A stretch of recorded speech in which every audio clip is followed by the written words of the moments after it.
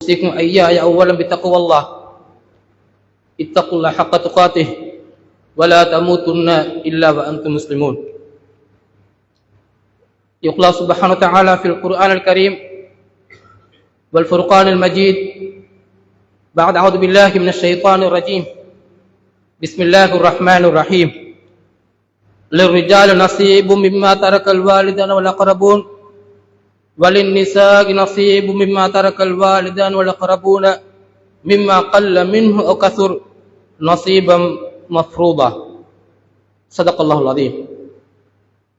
புகழனைத்தும் அல்லாஹுக்கே சொந்தமானது. அவன் தனித்தவன், இணை துணையற்றவன், துலகத்தை படைத்து பராமரிக்கக்கூடியவன். மனித சமூகத்திற்கு நேரான பாதையை காட்டுவதற்காக அல்லாஹு தாலா அனுப்பி அருளிய முஹம்மது ஸல்லல்லாஹு அலைஹி வஸல்லம் அவர்கள் மீதும் அவர்களது குடும்பத்தவர்கள், தோழர்கள், அவர்களது வாழ்க்கை வழியை பின்பற்றக்கூடிய அனைத்து முஸ்லிமான ஆண்கள் பெண்ணும் அல்லாஹ்வின் சலாமும் சலாத்தும் என்றென்றும் உண்டாவதாக.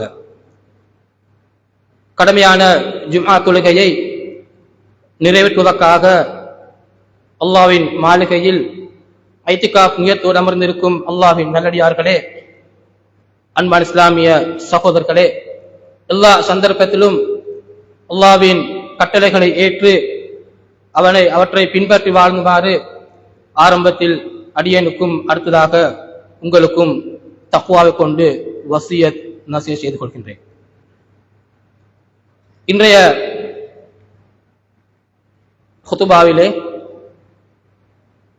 எமது நாளாந்த வாழ்க்கையோடு தொடர்பான மிக முக்கியமான ஒரு பகுதியை நாங்கள் பார்க்க இருக்கின்றோம்.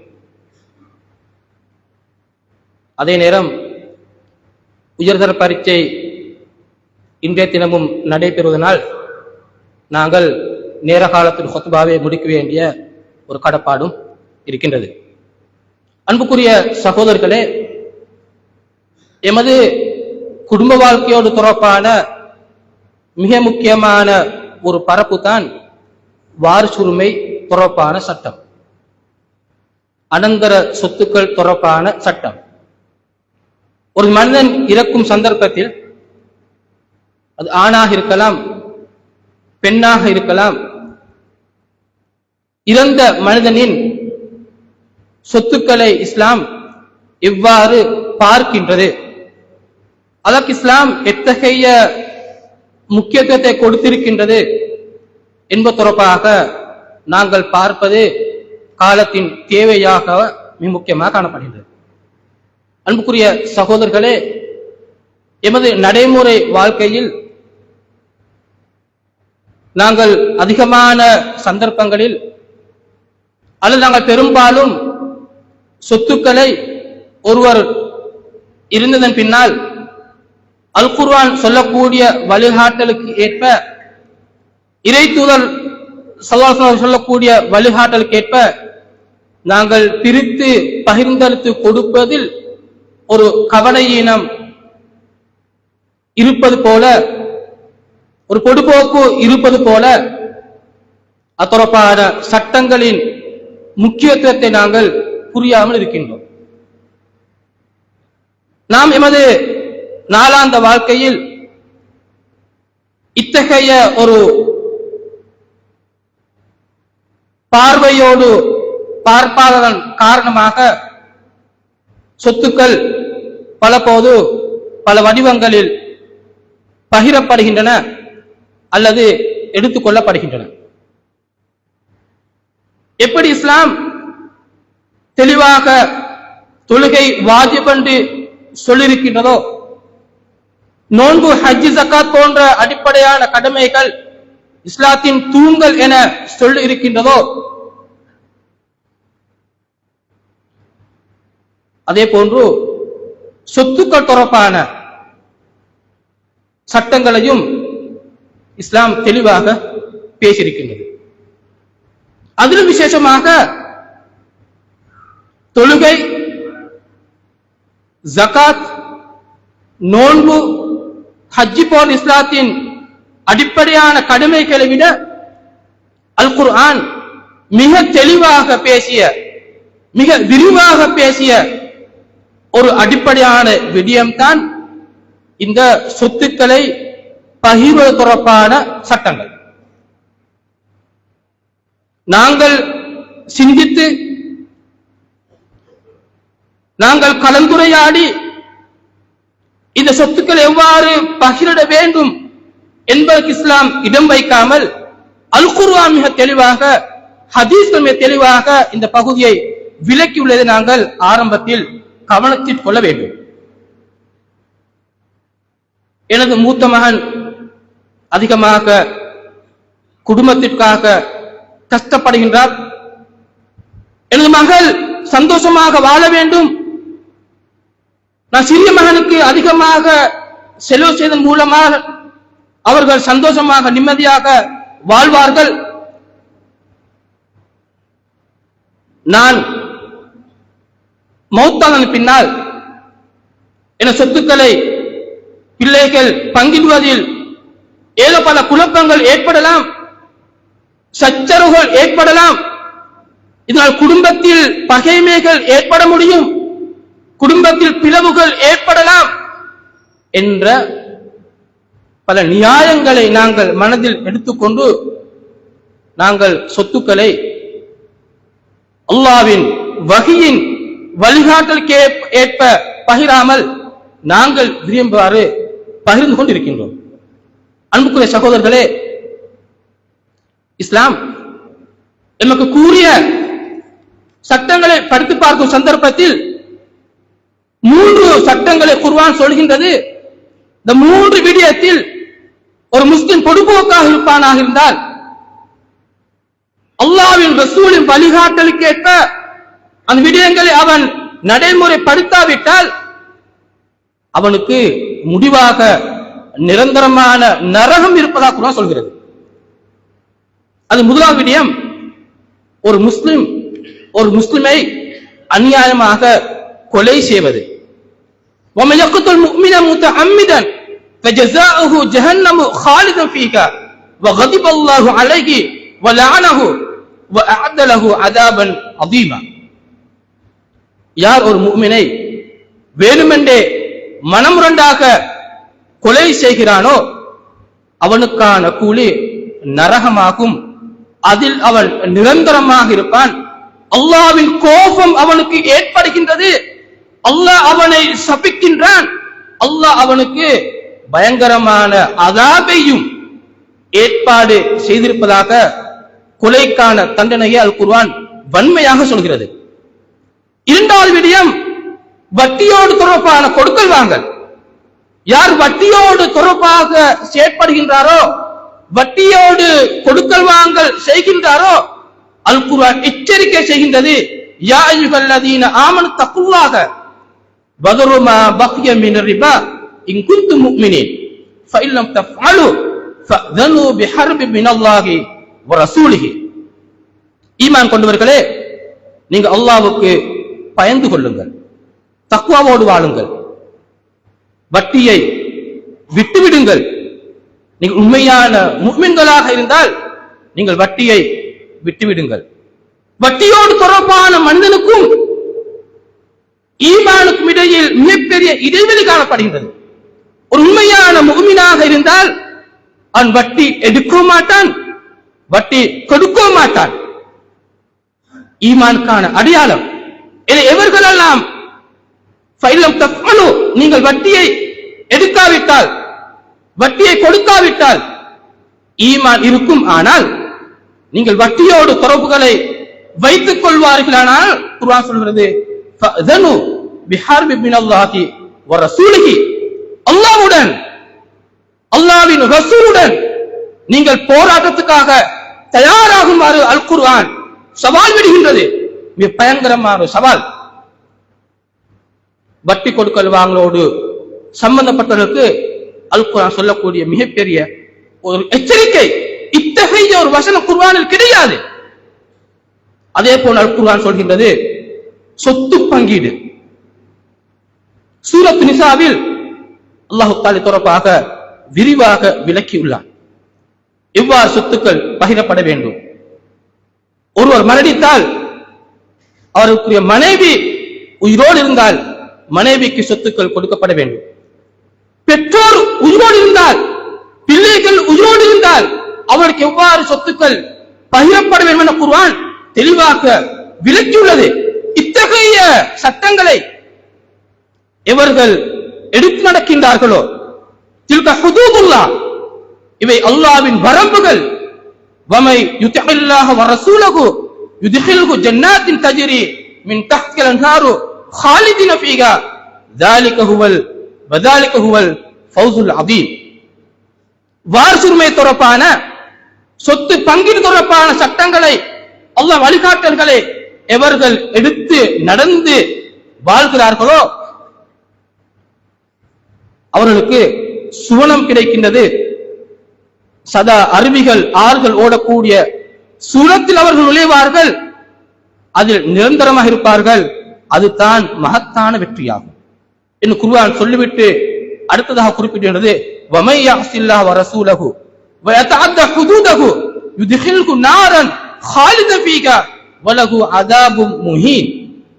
ஆனால் சொத்து பங்கீடு தொடர்பான அல்லாஹ்வின் வழிகாட்டல்களுக்கு முரணாக, ரசூலின் வழிகாட்டலுக்கு முரணாக எவர்கள் செயற்படுகிறார்களோ, அதற்கேற்ப சொத்துக்களை பகிர்ந்து கொடுக்காமல் இருக்கிறார்களோ, அல்லாஹ் வரம்புகள் எவர்கள் மீறி வாழ்கிறார்களோ அவர்களை அல்லாஹு தஆலா நரகத்தில் நுழைவிப்பான். அதில் அவர்கள் நிரந்தரமாக இருப்பார்கள்.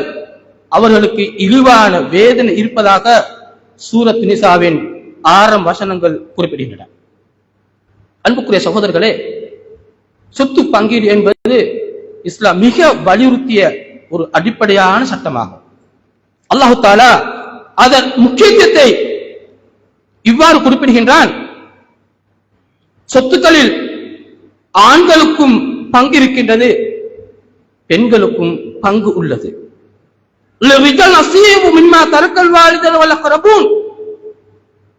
பெற்றோர்கள், நெருங்கிய உறவினர்கள் விட்டு செல்லக்கூடிய சொத்துக்களில் ஆண்களுக்கு பங்கு உள்ளது. வலின் நிசாஇ நஸீபும் மிம்மா தரக்கல் வாலிதானி வல் அக்ரபூன் மிம்மா கல்ல மின்ஹு அவ் கஸுர். பெற்றோர்கள், நெருங்கிய உறவினர்கள் விட்டு செல்லக்கூடிய சொத்துக்களில் பெண்களுக்கும் பங்கு உள்ளது. அது குறைவாக இருக்கலாம், அதிகமாக இருக்கலாம் என்ற குர்ஆன் சொல்லிவிட்டு சொல்கிறது, நஸீபன் மஃப்ரூபா. இது அல்லாஹு தஆலா கடமையாக்கின ஒரு பங்காகும். இந்த கடமையான பங்கு ஆணுக்கும் போய் சேர வேண்டும், பெண்ணுக்கும் போய் சேர வேண்டும். அன்புக்குரிய சகோதரர்களே, அல்லாஹு தஆலா கடமையாக்கிய ஒரு பங்காக அல் குர்ஆன் குறிப்பிடுகின்றது. அதே போல அல் குர்ஆன் சொல்கிறது, ஃபரீதத்தன் மினல்லாஹ்.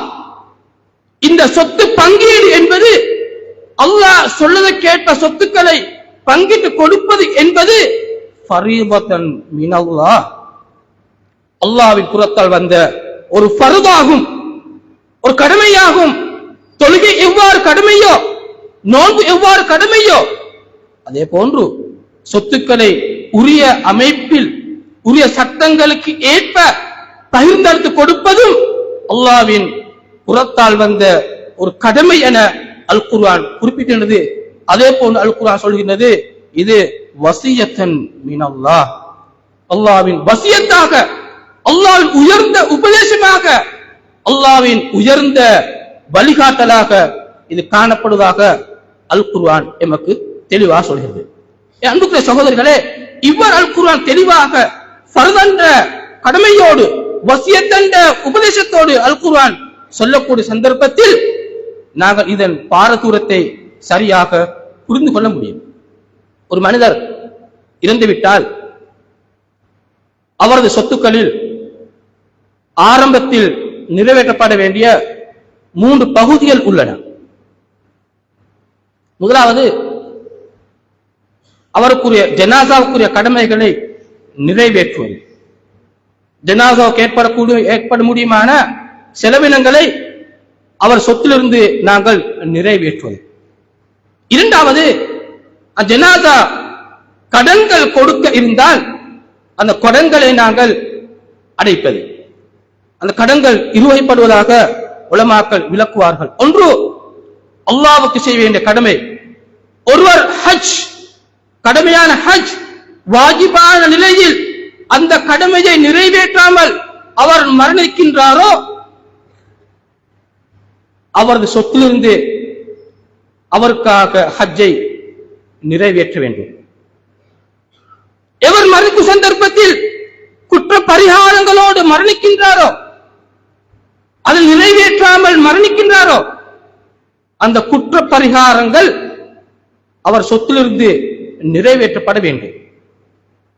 உதாரணமாக, ஒருவர் நோன்பை கதா செய்தவராக, ஏதோ பல காரணங்களுக்காக நோயாக இருக்கலாம், பயணமாக இருக்கலாம், முதிர்ந்து வயதாக காணப்படலாம், ஷரியத் அங்கீகரித்த நோக்கங்களுக்காக நோன்பை விட்டவராக மரணிக்கின்றாரோ அந்த விடுபட்ட நோம்பலுக்காக கஃபாரா கொடுக்க வேண்டும். அதற்குரிய பணம் அல்லது அதற்குரிய பொருள் கொடுக்கப்பட வேண்டும். அது இவரது சொத்திலிருந்து நிறைவேற்றப்பட வேண்டும். கடனில் இரண்டாவது வகை அடியாறுகள் கொடுக்க வேண்டிய கடன். கடனாக இருக்கலாம், அடகு வைத்திருக்கலாம். அத்தகைய கடன்கள் இவரது சொத்திலிருந்து அடைக்கப்பட வேண்டும். மூன்றாவது, இஸ்லாம் அங்கீகரித்த வசியத் என்ற ஒரு அம்சத்தை அவர் யாருக்காவது எழுதியிருந்தால், எழுத்து மூலம் எழுதி கொடுத்திருந்தால் அந்த வசியத்தையும் அவர் சொத்திலிருந்து நிறைவேற்ற வேண்டும். இந்த மூன்று கடமைகளை நிறைவேற்றின பின்பு எஞ்சிருக்கக்கூடிய சொத்துக்களை அல்லாஹ் ரசூல் சொன்னதற்கேற்ப பின்னர் பகிர்ந்து கொடுப்பது மார்க்கம் சொல்லக்கூடிய மிக முக்கியமான ஒரு கடமையாகும். அன்புக்குரிய சகோதரர்களே, நாட்டில் காணப்படக்கூடிய சீதனம் போன்ற ஒரு கொடிய நோய், ஒரு சுமையாக கடப்படக்கூடிய சீதனம் குறைய வேண்டுமாக இருந்தால் இஸ்லாம் சொல்லக்கூடிய வாரிசுரிமை சட்டங்கள் சரியாக அமுலாக வேண்டும். ஒரு சமூகத்தில் அல்லது ஒரு குடும்பத்தில் குடும்ப உறுப்பினர்கள் கௌரவமாக கண்ணியமாக வாழ வேண்டுமாக இருந்தால் இஸ்லாம் அதற்கான ஒரு வழிமுறையாகவும் இந்த வாரிசுரிமை சட்டத்தை நமக்கு சொல்லி தந்துள்ளது. கணவன் மனைவி சந்தோஷமாக நிம்மதியாக வாழ்வதற்கு, ஒரு இருந்தது பின் அவருடைய பிள்ளைகள் கையேந்தாமல் கௌரவமாக வாழ்வதற்கான ஒழுங்கை இஸ்லாம் சொத்து பங்கீடு மூலமாக நமக்கு சொல்லித் தருகின்றது. எனவே இத்தகைய அடிப்படையான விடயங்கள் இது இருப்பதன் காரணமாக நிர்வாகிகள் என்ற வகையில், உலமாக்கள் என்ற வகையில் இது தொடர்பாக மக்களுக்கு விழிப்பூட்டல் அவசியமாகும். தெளிவுகள் வழங்கப்பட வேண்டும். நான் சொல்லக்கூடிய வேக்ஷப் போன்ற அமைப்புகள் மூலமாக இது தொடர்பான சட்டங்கள் தெளிவுபடுத்தப்பட வேண்டும். அதன் மூலமாக இஸ்லாம் கூறக்கூடிய மிக முக்கியமான இந்த வாரிசுரிமை தொடர்பான சட்டங்களை எமது மனோ இச்சைக்கு ஏற்ப நாங்கள் பிரிக்காமல் இஸ்லாம் சொல்லக்கூடிய அடிப்படைக்கேற்ப நாங்கள் பிரித்து அதன் மூலமாக அல் குர்ஆன் கூறுவதற்கேற்ப நாங்கள் சுவனத்தை பெறக்கூடிய பாக்கியம் காணப்படுகிறது. எனவே அல்லாஹ் தஆலா அத்தகைய கூட்டத்தில் எங்கள் அனைவரையும் சேர்த்து அருள் புரிவானாக. எங்கள் பாவங்களை மன்னிப்பாயாக, குற்றங்களை மன்னிப்பாயாக. மார்க்கத்தை தெளிவாக புரிந்து அதற்கேற்ற வாழ்க்கையை அமைக்கக்கூடிய பிரார்த்தனை அல்லாஹ் அனைவருக்கும் தருவானாக. ஆமீன் ஆமீன் யா ரப்பல் ஆலமீன். இபாதல்லாஹ், ஃபைன தஆலிம் அல் இஸ்லாம் சாமியத்துன் வலஹா மகாசிது ஃபல்தஸிமுஹா ஃபி ஹயாத்திக்கும் ஃபைன ஃபீஹா ஹிக்மத்தன் சாமியத்தன் மினல்லாஹி அஸ்ஸ வஜல். யக்லா சுப்ஹானஹு வ தஆலா ஃபில் குர்ஆனில் கரீம் للرجال نصيب ما ترك الوالدان والأقربون وللنساء نصيب ما ترك الوالدان والأقربون مما قل منه وكثر نصيبا مفروضا. صدق الله العظيم. بارك الله على كل بكم عليم ونفعنا وإياكم بالآيات والذكر الحكيم. إنه تعالى جواد كريم فاستغفروا إنه هو الغفور الرحيم.